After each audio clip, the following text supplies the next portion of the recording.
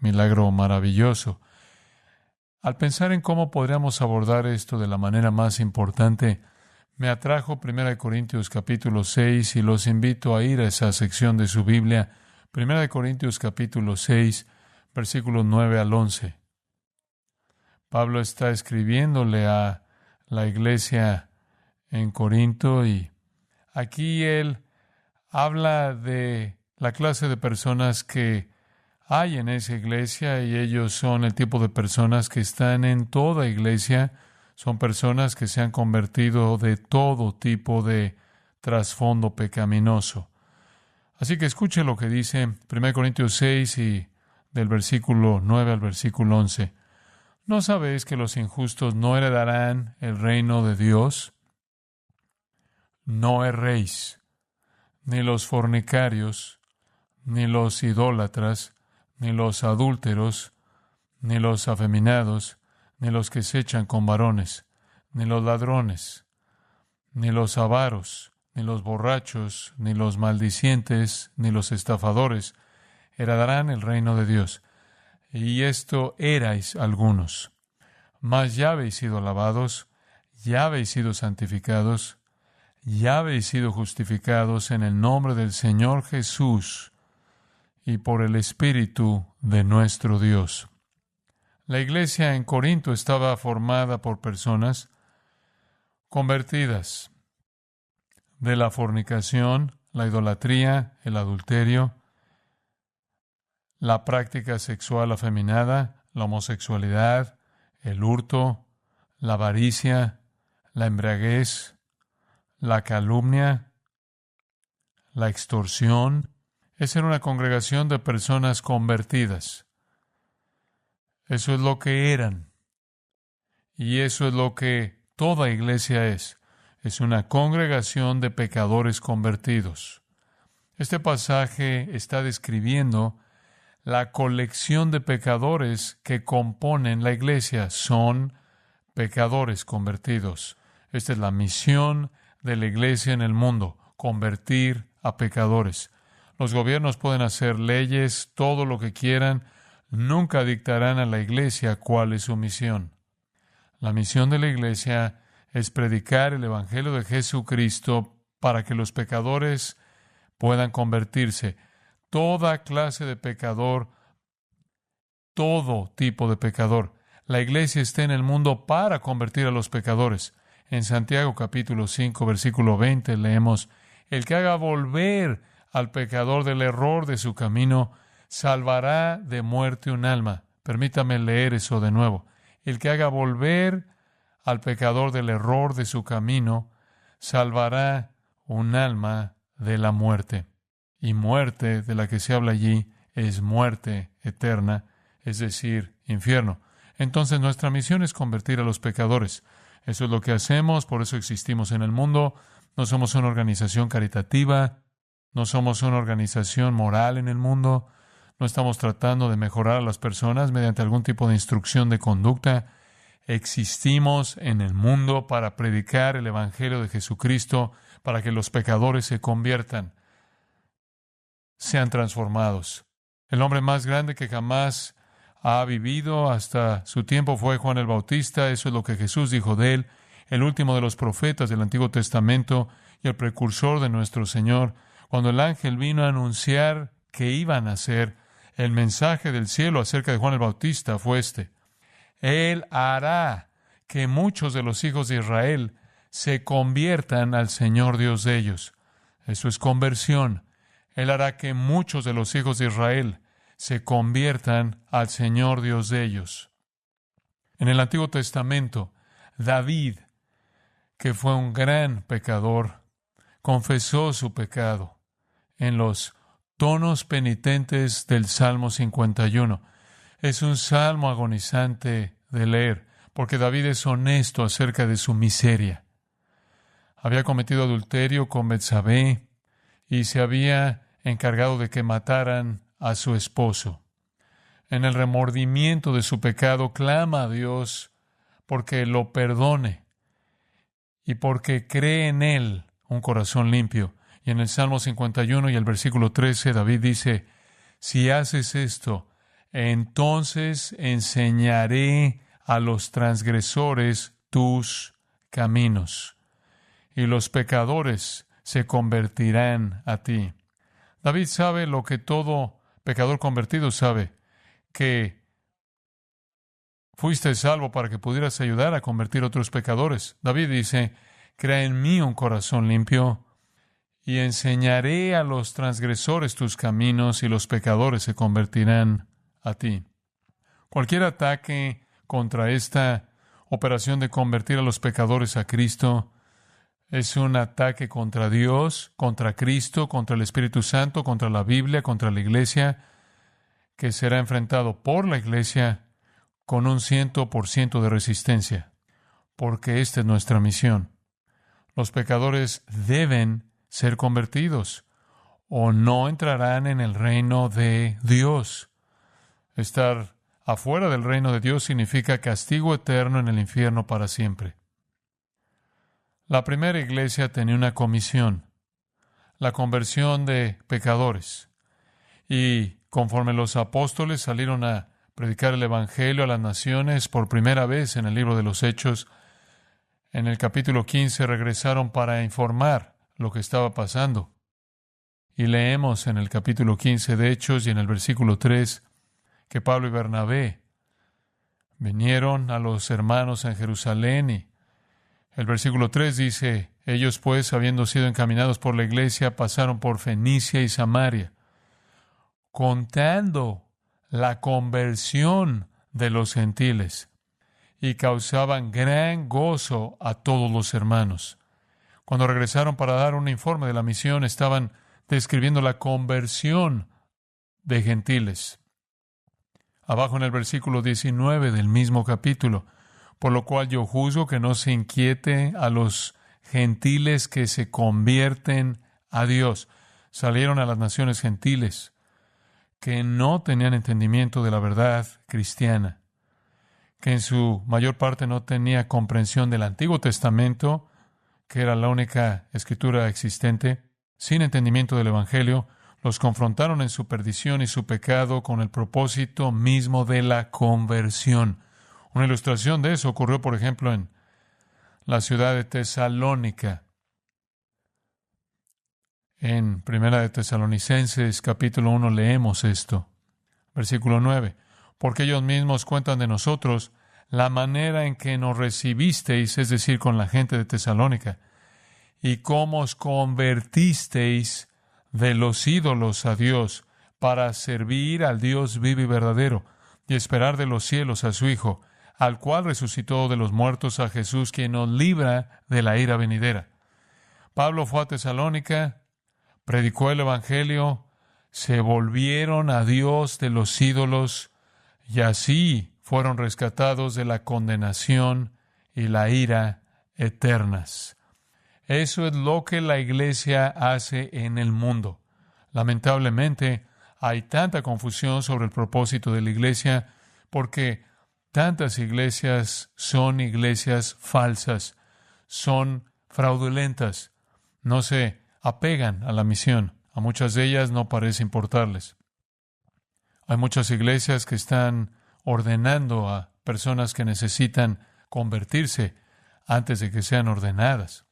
Para ilustrar la realidad de la conversión, regresamos a nuestro texto de 1 Corintios capítulo 6 y Pablo nos da instrucciones muy claras. De hecho, es tan claro que es casi obvio. Y esa es la razón por la que comienza diciendo en el versículo 9, ¿no sabéis que los injustos no heredarán el reino de Dios? Hay una cierta cantidad de incredulidad en eso. No pensaría ni por un momento que alguien sería lo suficientemente tonto como para asumir que las personas injustas estarían en el reino de Dios. Quien es recto, quien es santo. ¿Eres tan tonto que ni siquiera sabes eso? El reino de Dios no pertenece a los que son injustos. Y si usted es impío, no tiene parte en el reino de Dios. Esa es una verdad fundamental que no se puede contradecir. Ahora, ¿qué queremos decir por el reino de Dios? Nos referimos a la esfera de salvación donde Cristo gobierna sobre aquellos que han sido redimidos por la obra de Cristo en la cruz.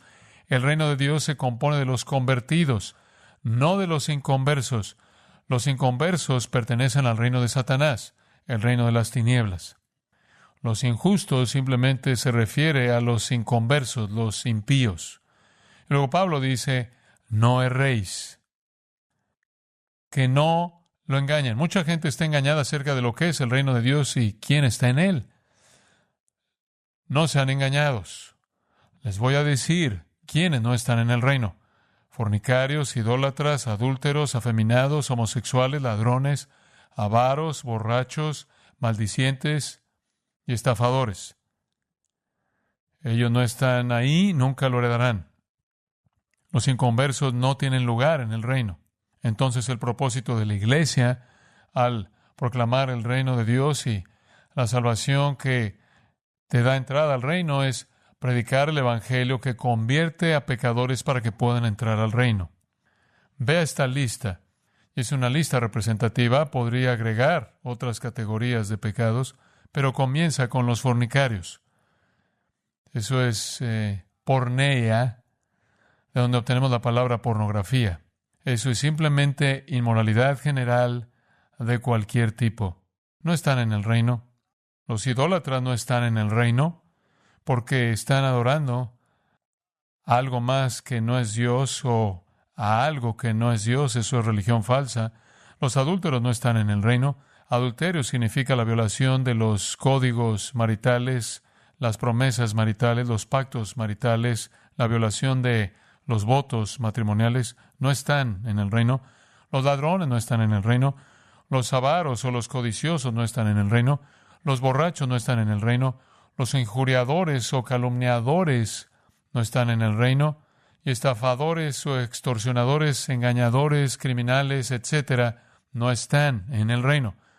Ahora, hasta aquí, no he oído hablar de ninguna ley que el gobierno vaya a promulgar para prohibirnos de tratar de convertir a los estafadores, o tratar de convertir a los calumniadores, o tratar de convertir a los borrachos o ladrones. No hay leyes hechas para proteger a esas personas, pero hacen leyes para proteger a dos de estas categorías, los afeminados y los homosexuales. ¿Por qué es que el gobierno está haciendo eso? ¿Por qué es que el gobierno ha seleccionado pecados para protegerlos? ¿Por qué está pasando eso? Porque el gobierno está bajo la influencia del mismo Satanás y el daño causado por estos pecados es masivo, sustancial y fundamental, porque destruye la identidad humana, destruye el matrimonio, destruye la familia, destruye a los niños y destruye a la sociedad. Entonces, el reino de las tinieblas hace leyes para proteger los comportamientos más destructivos. ¿Qué incluye afeminados? Bueno, es la palabra malakos, significa suave, como ropa suave, solo la palabra suave, pero usado en el sentido sexual, se refiere al compañero pasivo en una relación homosexual, o al travesti, o a la persona transgénero, o al prostituto, o al eunuco, al que se ofrece a sí mismo, al homosexual agresivo. El homosexual, sí, eso es arsenocoites, de dos palabras, hombre-cama, alguien que se va a la cama con un hombre en la cama con un hombre. Así que usted tiene términos realmente bastante amplios. La homosexualidad y todas las formas de transición encerradas en la palabra malakos. En 1 Timoteo capítulo 1 hay otra lista que haría bien en ver. 1 Timoteo capítulo 1, versículo 8, Pablo está hablando de la ley y por qué la ley debe ser predicada, si vas a predicar la ley, si vas a hacer la ley. Y aquí está, ¿para qué está diseñada la ley? Sabemos que la ley es buena si uno la usa legítimamente, conociendo que la ley no fue dada para el justo, sino para los transgresores y desobedientes. Y ahora usted comienza a ver algunas categorías de estas personas rebeldes y sin ley. Son impíos, son pecadores, son irreverentes, son profanos y son patricidas y son matricidas, son homicidas, hombres inmorales y homosexuales y secuestradores y mentirosos y perjuros, y para cuantos se oponga a la sana doctrina. Una vez más, no veo que los gobiernos tengan mucha prisa por hacer leyes para proteger a los secuestradores o perjuros. ¿Por qué se empeñan en proteger a los homosexuales? ¿Qué interés tiene el gobierno en proteger un pecado en particular? En una administración anterior de nuestro gobierno en Estados Unidos, habían 250 homosexuales y personas transgénero en la operación de la Casa Blanca, y esta administración actual ha superado eso en tan solo un año. ¿Por qué están especialmente protegidos? No protegemos a los secuestradores, no protegemos a los perjuros.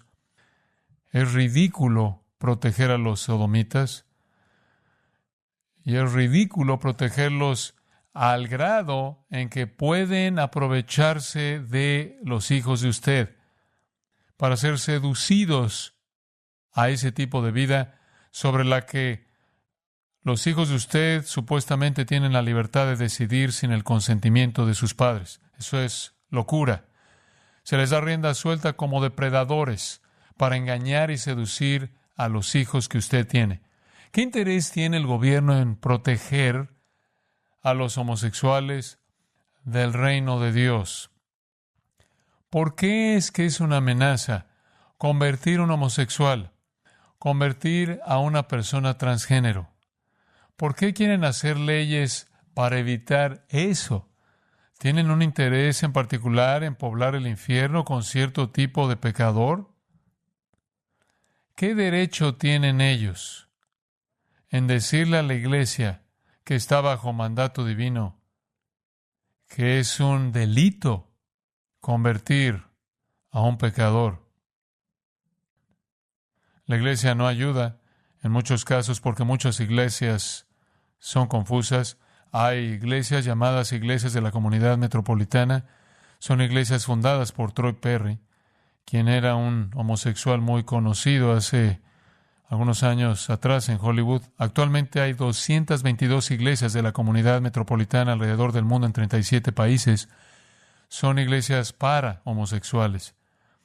Y recuerdo estar sentado en una mesa teniendo un debate con él, mirándolo de manera personal al otro lado de la mesa y confrontándolo sobre el pecado y confrontándolo sobre la miseria de iniciar iglesias en el nombre de Jesucristo compuestas por personas que no se habían convertido de ese pecado, y trató de hacerse pasar por un noble homosexual que era monógamo, y resultó que yo tenía en mi cuaderno el registro de la policía de sus arrestos múltiples en Hollywood por sexo anónimo en las calles con casi cualquier persona. Él todavía está vivo.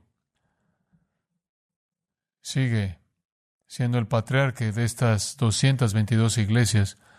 Y para mostrarle cómo piensa esta sociedad acerca de Troy Perry, que está ocupado en asegurarse de que los homosexuales y las personas transgéneros sean engañados y permanezcan en el camino al infierno, para mostrarle cómo piensa esta cultura acerca de él, en junio de 2021, él fue honrado con el premio de mérito de por vida por los Dodgers de Los Ángeles. ¿Cuál es el logro de este hombre? Todos los pecadores necesitan convertirse. Ahora, ¿qué tiene que decir la Biblia acerca de esto? Tenemos la declaración general que le leí en 1 Corintios 6 y 1 Timoteo 1. Seamos un poco más específicos y volvamos al Antiguo Testamento. Primero hablemos del tema transgénero. Regrese a Deuteronomio capítulo 22. Deuteronomio capítulo 22 y versículo 5. Dios está estableciendo la ley para la vida en la tierra prometida. Y el versículo 5 dice, Deuteronomio 22:5, no vestirá la mujer traje de hombre, ni el hombre vestirá ropa de mujer, porque abominación es a Jehová tu Dios cualquiera que esto hace. Abominación es una palabra muy fuerte. Detestable sería un sinónimo. Es detestable para Dios.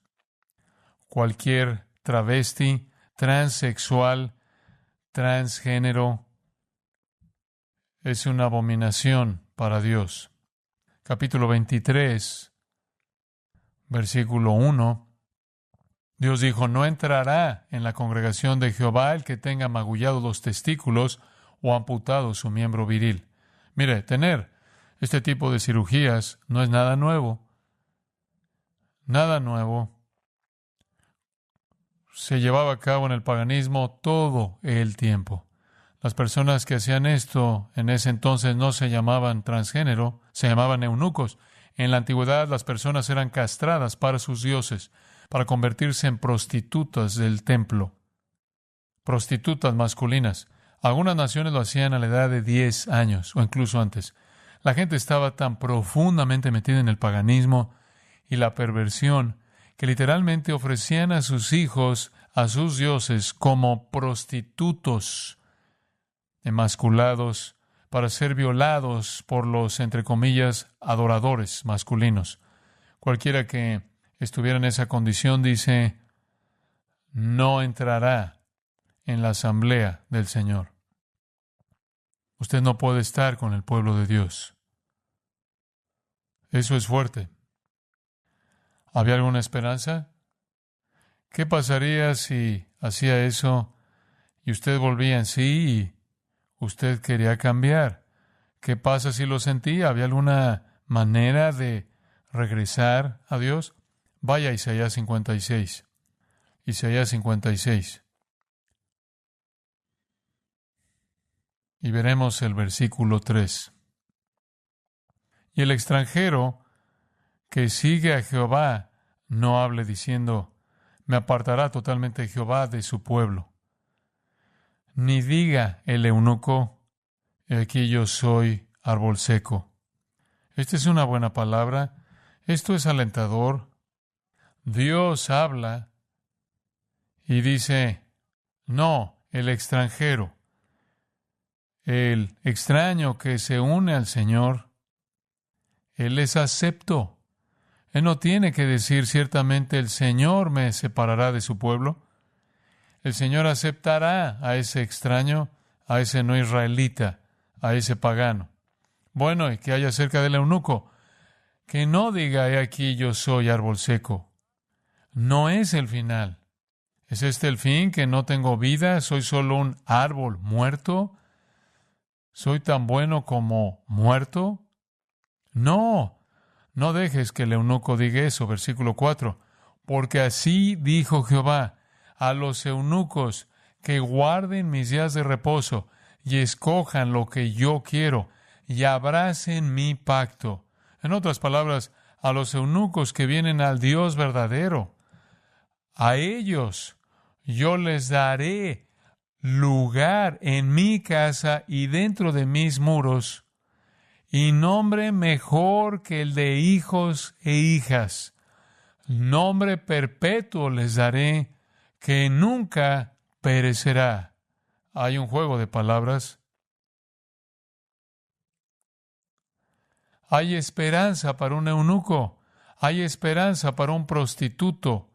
Hay esperanza para alguien que se haya sometido a una cirugía de transición de género. Hay esperanza para aquellos que eligen agradar al Dios verdadero, que se aferran a su pacto.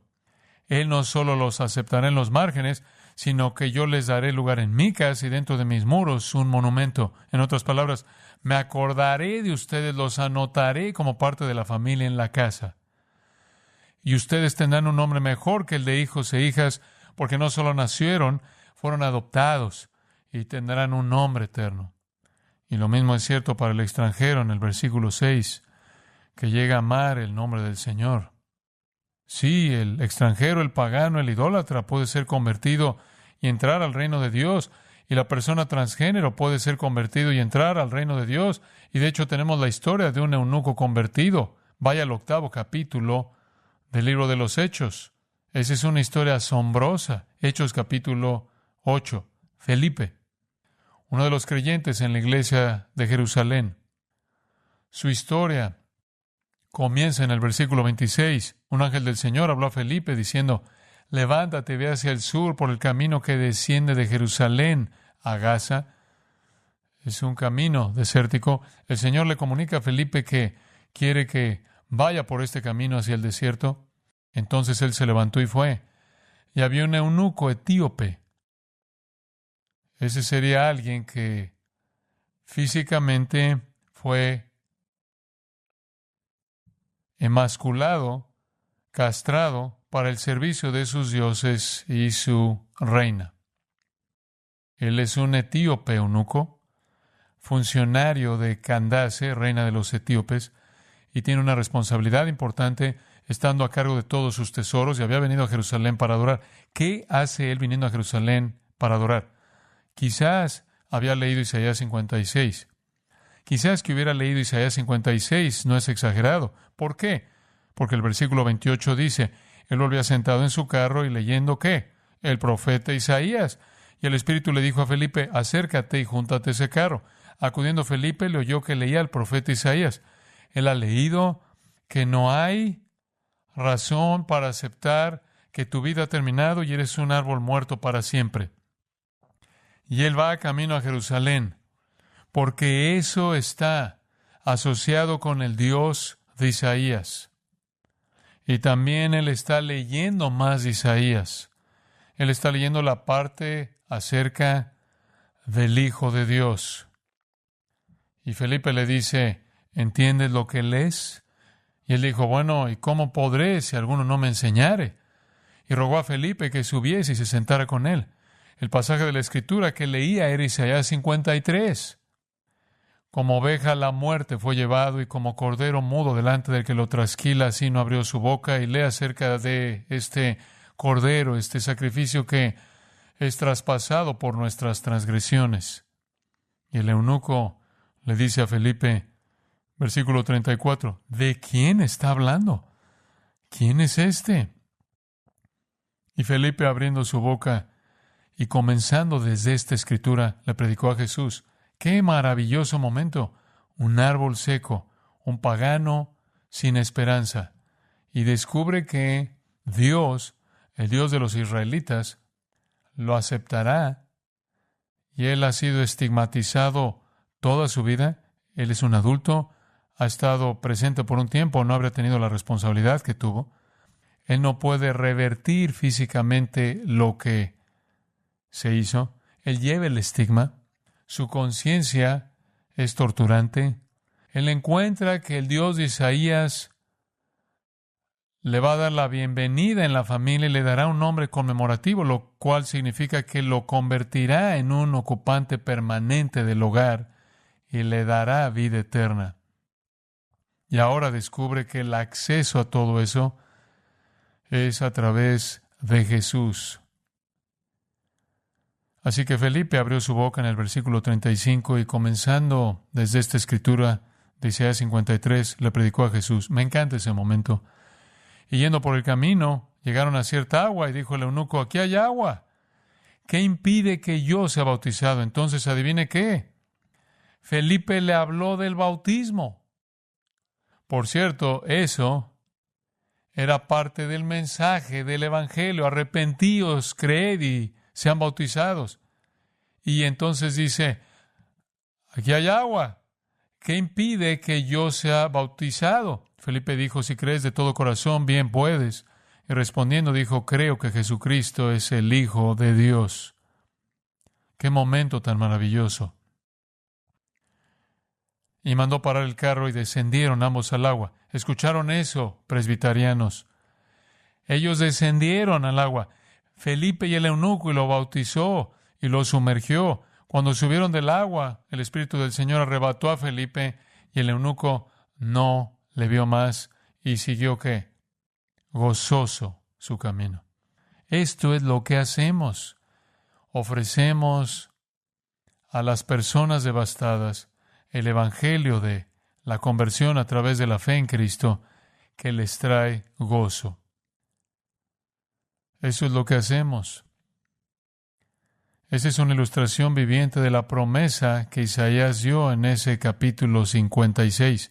Entonces, el Antiguo Testamento fue claro sobre el pecado de cualquier tipo de cirugía de transición, cualquier tipo de ropa de transición, cualquier cosa que confundiera su identidad sexual. Y fue una abominación a Dios, detestable. Y usted no podía ser parte de la asamblea del pueblo de Dios. A menos que usted viniera al Dios verdadero con un corazón de fe, como este hombre lo hizo en el camino a Gaza. Ahora, ¿qué dice el Antiguo Testamento acerca de la homosexualidad? Regresemos a Levítico 18. Vimos la parte transgénero, pero ¿qué hay acerca de la homosexualidad en sí? Regrese a Levítico 18. Y de nuevo, la palabra de Dios es clara. Versículo 22. Levítico 18, 22. No te echarás con varón como con mujer, es abominación. Eso no es confuso. Eso es tan claro como puede ser. De hecho, está justo al lado de otra abominación.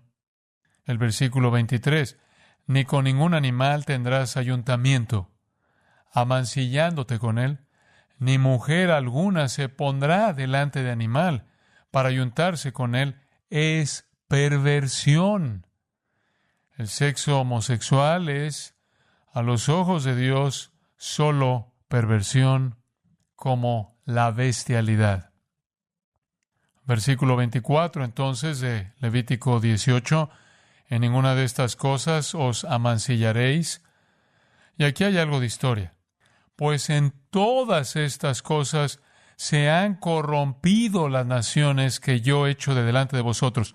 Todas las naciones que están a su alrededor están metidas en la bestialidad y la homosexualidad. Todas están metidas en esto. Y así es como se contaminaron. Y la tierra fue contaminada. Y yo visité su maldad sobre ella, y la tierra vomitó sus moradores. Israel va a la tierra de Canaán. Y surge la pregunta, ¿por qué Dios permitió que Israel se apoderara de la tierra de Canaán? Porque Dios estaba castigando a la gente que estaba en Canaán por este tipo de comportamiento. El juicio de Dios había venido sobre ellos. Parte de ese juicio fue Israel, su pueblo, tomando posesión de la tierra que ellos habían profanado.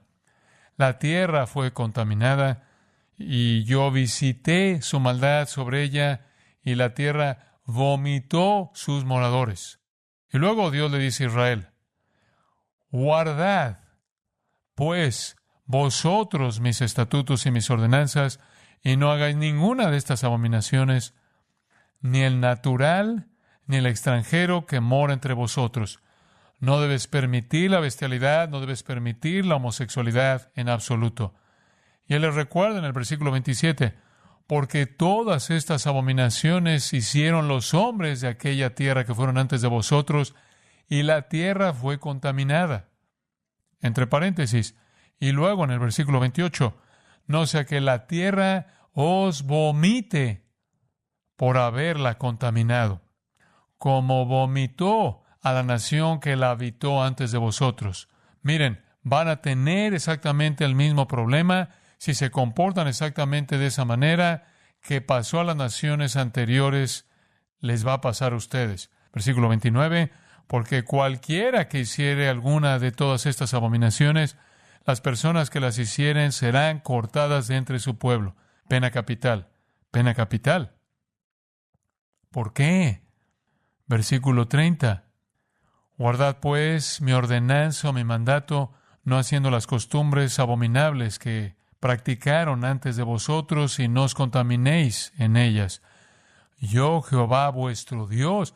Y luego en el capítulo 19, versículo 2, santos seréis, porque santo soy yo, Jehová. Y Y luego él dice en el versículo 3, yo Jehová vuestro Dios. Y el versículo 4, yo Jehová vuestro Dios. Y el versículo 10, yo Jehová vuestro Dios. No pueden tratarme de esa manera o terminarán como todos los demás antes de ustedes. Es una abominación. Y él repite a lo largo del siguiente capítulo, yo Jehová vuestro Dios, yo soy Jehová vuestro Dios. Me están insultando si hacen estas cosas. Y por cierto, en el capítulo 20 y versículo 13, tenemos la pena por ese comportamiento de la homosexualidad. Si alguno se ayuntare con varón como con mujer, abominación hicieron, ambos han de ser muertos. Pena capital por homosexualidad, tan destructivo, tan devastador para la identidad personal, el diseño de Dios, la familia, la sociedad. La vida homosexual es algo que contamina, siempre trae la ira divina. Ustedes no escaparán, no podrán, y la pena es la muerte. Esa es la protección de Dios para su pueblo del daño que se le hace a una sociedad por el comportamiento homosexual. Dios representó esto de una manera bastante dramática en Génesis. Volvamos a Génesis. Usted sabe que en el principio Dios creó un hombre y una mujer, ¿verdad? Un hombre y una mujer los unió, el matrimonio entre un hombre y una mujer para toda la vida. Ese era el diseño de Dios. Luego vino la caída y tan pronto como llegó la caída, comenzamos a ver la corrupción del matrimonio en el capítulo 12 de Génesis. Para el capítulo 19, al final del capítulo 19, versículo 36, usted tiene incesto. Para el capítulo 34, versículo 2, usted tiene violación. Para el capítulo 38 de Génesis, usted tiene la prostitución. Entonces, la corrupción del comportamiento sexual viene en todas sus formas. Y ni siquiera usted ha salido del libro de Génesis. Y la homosexualidad también es vista. Pase al capítulo 19. Esta es una de las escenas más horrendas de toda la Biblia. Génesis 19. Es una historia que solo necesita leerse para entenderse. Llegaron, pues, los dos ángeles a Sodoma. Llegaron los dos ángeles a Sodoma a la caída de la tarde, y Lot estaba sentado a la puerta de Sodoma. Y viéndolos, Lot se levantó a recibirlos y se inclinó hacia el suelo. Obviamente sabía que eran visitas celestiales en algún tipo de forma física, como hombres. Y dijo, ahora, mis señores, os ruego que vengáis a casa de vuestro siervo, y os hospedéis y lavaréis vuestros pies, y por la mañana os levantaréis y seguiréis vuestro camino. Y ellos respondieron, no, que en la calle nos quedaremos esta noche. Y esto inmediatamente aterrorizó a Lot porque él conocía su ciudad. Versículo 3, mas él porfió con ellos mucho. No pueden quedarse afuera. Y fueron con él y entraron en su casa. Y les hizo banquete y coció panes sin levadura y comieron. Pero antes que se acostasen, antes de que pudieran acostarse para pasar la noche, rodearon la casa los hombres de la ciudad, los varones de Sodoma, todo el pueblo junto, desde el más joven hasta el más viejo, una turba, una multitud, y llamaron a Lot y le dijeron, ¿dónde están los varones que vinieron a ti esta noche? Sácalos para que los conozcamos. Quieren violar al ángel, a los dos ángeles. Así de perversos eran. Y Lot, horrorizado, salió a ellos a la puerta y cerró la puerta tras sí y dijo, os ruego, hermanos míos, que no hagáis tal maldad. Ustedes no saben lo que están haciendo. Este será el final de todo. Sé cómo se siente Dios acerca de la homosexualidad. Ustedes no pueden hacer esto. Ustedes no tienen idea de lo que están haciendo. Estos son ángeles. Y aquí él dice en el versículo 8, este es un giro extraño. He aquí ahora yo tengo 2 hijas que no han conocido varón. Os las sacaré fuera, y haced de ellas como bien os pareciere. Solamente que a estos varones no hagáis nada, pues que vinieron a la sombra de mi tejado. Esto es algo tan extraño para un padre. Pero él entendió el juicio que vendría sobre esa casa en base a la homosexualidad sería mucho mayor que el juicio que caería si sus hijas tuvieran una relación con esos hombres. Y puede que se haya cubierto un poco, sabiendo que eran homosexuales, quizás esperaba que ellos rechazaran a las hijas, pero él sabía que Dios odiaba la homosexualidad. Él dijo, no hagan esto, están siendo protegidos en mi casa, no quiero el juicio. Y ellos respondieron, quita ya, y añadieron, ¿vino este extraño para habitar entre nosotros y habrá de dirigirse en juez este hombre Lot? Extraño, ahora te haremos más mal que a ellos. Y hacían gran violencia al varón, a Lot, y se acercaron para romper la puerta. Van a violar a estos ángeles y tienen que pasar por encima del cuerpo de Lot y derribar la puerta. Entonces los varones alargaron la mano y metieron a Lot en casa con ellos y cerraron la puerta. Los ángeles los salvaron y azotaron la puerta. Y luego en el versículo 11 a los hombres que estaban a la puerta de la casa hirieron con ceguera. Y había una gran multitud de ellos, y desde el menor hasta el mayor, lo que significa que era la gama de personas en la sociedad. Y se fatigaban buscando la puerta. ¿Qué tal? Mira, estoy ciego, creo que me voy. Digo, estás ciego y todavía te impulsa esta lujuria que en tu ceguera estás tratando de encontrar la puerta. Y dijeron los varones a Lot, ¿tienes aquí alguno más?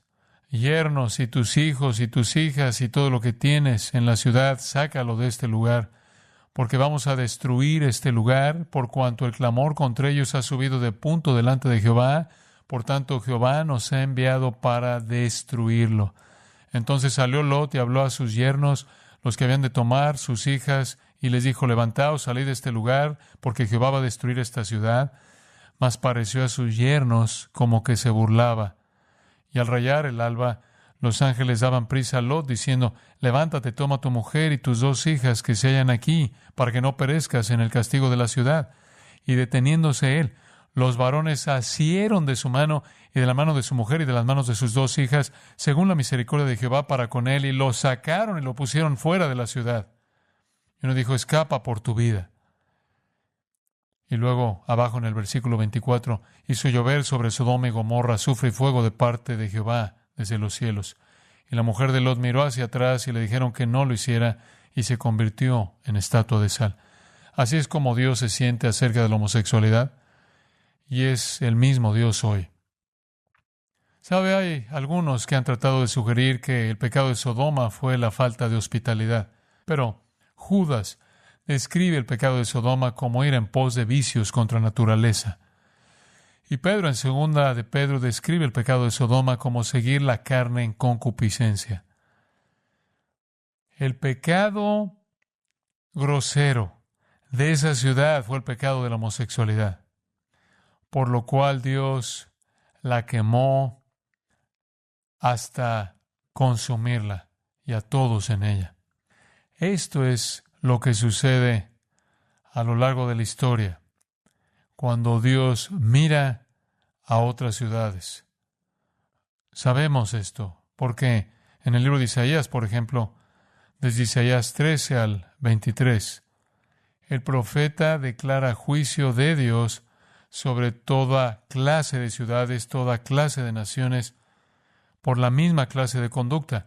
Isaías pronuncia juicios sobre Babilonia, Asiria, Filistea, Moab, Damasco, Etiopía, Egipto, Edom, Arabia y Tiro. En Jeremías 46 al 57, el profeta Jeremías recibe la palabra del Señor acerca de las naciones que iban a ser juzgadas: Egipto, Filistea, Moab, Amón, Damasco, Cedar, Azor, Elam y Babilonia. En Ezequiel 25 al 33, Dios pronuncia juicio sobre Amón, Moab, Edom, Filistea, Tiro, Egipto y Asiria. A lo largo de la historia, Dios destruye a las naciones que se comportan en violación de su ley. Creo que la mayoría de nosotros entendemos que Dios castiga a los pecadores individualmente, pero Él también castiga a las naciones y hay una historia larga de ese castigo nacional establecido en las Escrituras. Incluso en el Nuevo Testamento, Jesús pronunció condenación sobre ciudades, Corazín, Betsaida. Tristemente, Isaías también tuvo que pronunciar juicio sobre Israel. Ve a Isaías 3. Me voy a tomar un poco de tiempo, no mucho más. Pero en Isaías 3, esto es muy poderoso. Resulta que Dios le advirtió a Israel que no rechazara su palabra, que no condujera su vida como lo hacían las naciones paganas. Pero en el tercer capítulo de Isaías, si ve abajo en el versículo 9, usted ve que Israel también había exhibido su pecado como Sodoma, no lo ocultaron.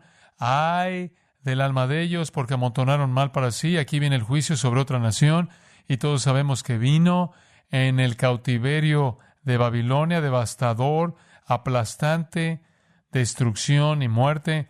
Debido a que Israel no escuchó la palabra del Señor, recibieron el mismo castigo que las naciones paganas porque se comportaron de la misma manera. Pero quiero que vea una imagen de cómo empezó a verse esto. Al final del capítulo 2, el versículo 22 dice: dejaos del hombre cuyo aliento está en su nariz, porque ¿de qué es él estimado? Dejen de confiar en el hombre. Eso es exactamente lo que habían hecho. Dejen de confiar en el hombre antes que en Dios, o Dios los va a juzgar a ustedes. Empuja a Dios, confía en el hombre y vendrá el juicio. Y el versículo 1 declara: porque aquí que el Señor, Jehová de los ejércitos, quita de Jerusalén y de Judá. Así es como se ve el juicio. Dios quitará al sustentador y al fuerte todo sustento de pan y todo socorro de agua. El juicio comienza con Dios atacándolos al nivel de provisión y protección. De repente, no pueden obtener lo que siempre pudieron obtener. Las cosas que alguna vez estuvieron disponibles no están disponibles.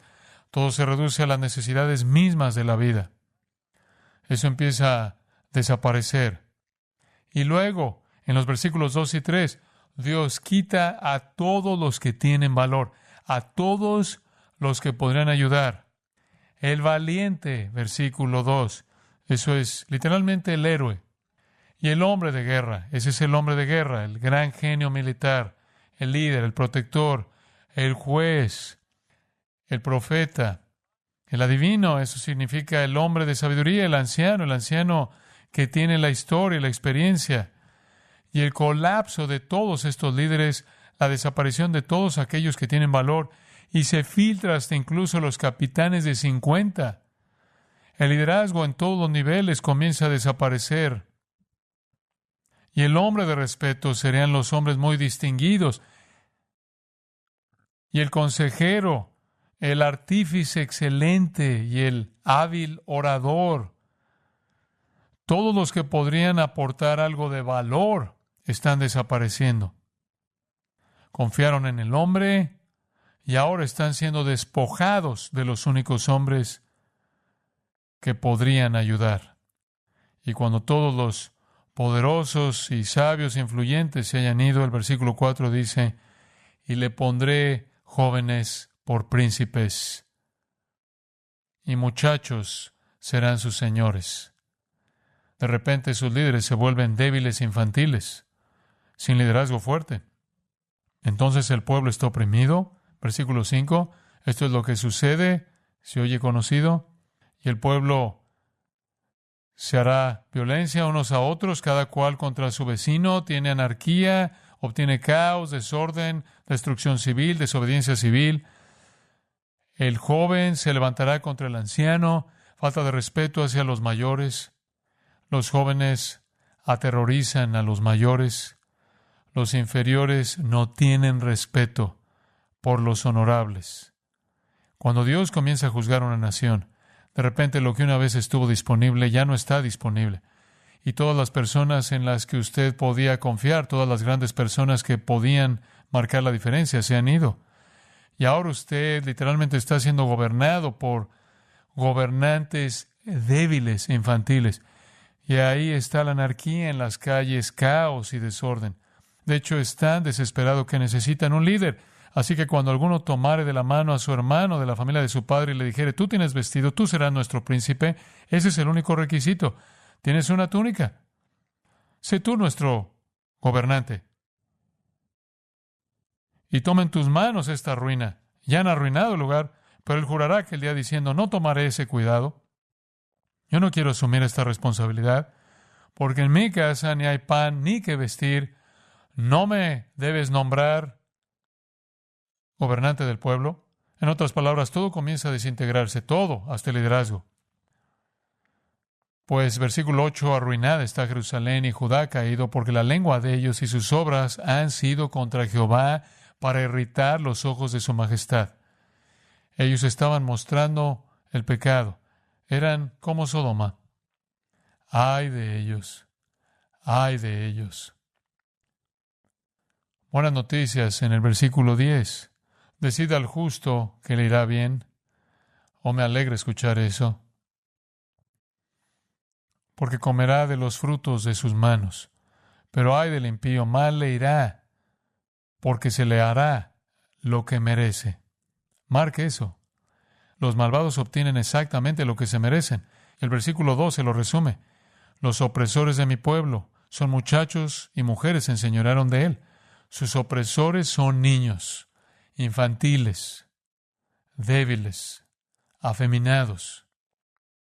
Y las mujeres los gobiernan.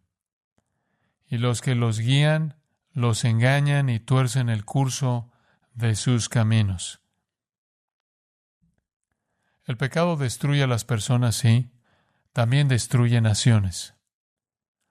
Y esta nación y cualquier nación que haga leyes para proteger el pecado está en ese mismo camino hacia la destrucción total. El pecado destruye, lo vuelvo a decir, a individuos y destruye a naciones.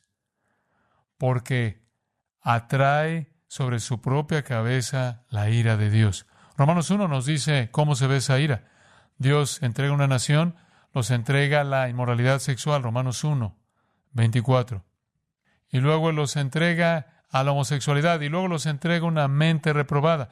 Usted va de la sexualidad, una revolución sexual, la pornografía, a la homosexualidad, a la locura. Una mente reprobada significa que usted ni siquiera funciona. No hay vuelta atrás porque usted no es racional. Usted empieza a hacer leyes para proteger a la gente que está loca. ¿Por qué dices eso?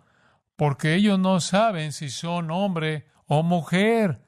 ¿Qué tan loco puede estar usted? Eso se convierte en sí mismo un juicio. Así que sabemos cómo se siente Dios acerca del movimiento transicional, transgénero. Sabemos lo que Él piensa acerca de los homosexuales. ¿Hay alguna esperanza? Regresemos a 1 Corintios 6 y vamos a terminar. 1 Corintios 6. Estas son las buenas noticias, versículo 11. Esto erais algunos. ¿Son buenas noticias esas? Así eran algunos de ustedes. Allí mismo en la iglesia de Corinto, aquí mismo en Grace Community Church. Conozco personalmente a personas que han sido convertidas de cada una de estas categorías. En esta iglesia he estado aquí medio siglo, lo he visto todo, y esa es nuestra misión. Y la gente me ha preguntado a lo largo de los años, ¿por qué no te vas de California? Porque aquí es donde la gente necesita ser convertida.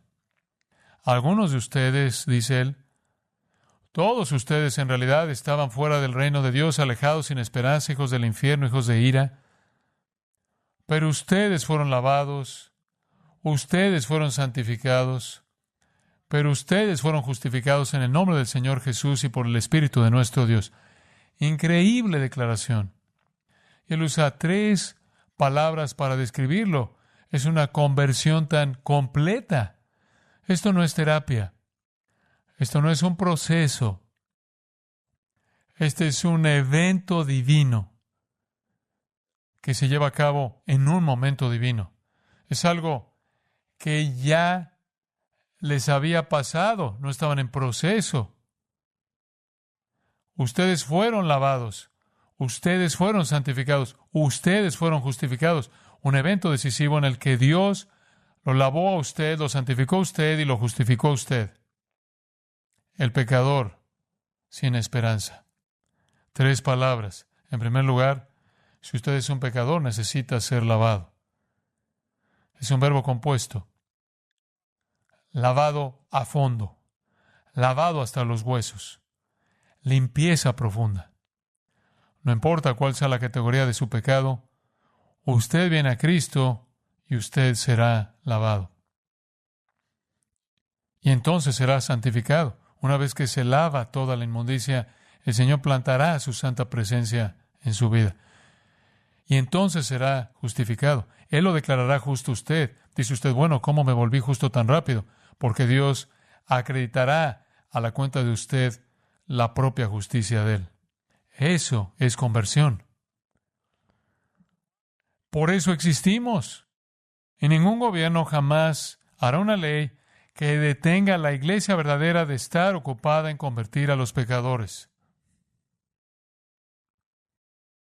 Usted puede ser lavado, lo cual incluye perdón completo. Usted puede ser santificado, lo cual incluye ser una nueva creación. Volverse santo, por así decirlo. Y usted puede ser justificado, no en un proceso y no en una terapia. Es un milagro divino cuando usted confía en Cristo, confía en su nombre y es la obra del Espíritu. ¿Qué tan dramática fue esta conversión? Regrese al capítulo 1. Terminaremos allí. ¿Qué tan dramático fue el cambio? Capítulo 1, versículo 2. A la iglesia de Dios que está en Corinto, a los santificados en Cristo Jesús, llamados a ser santos. ¿Qué? Esos afeminados, transgénero, homosexuales, injuriadores, calumniadores, perjuros, ¿se volvieron santos?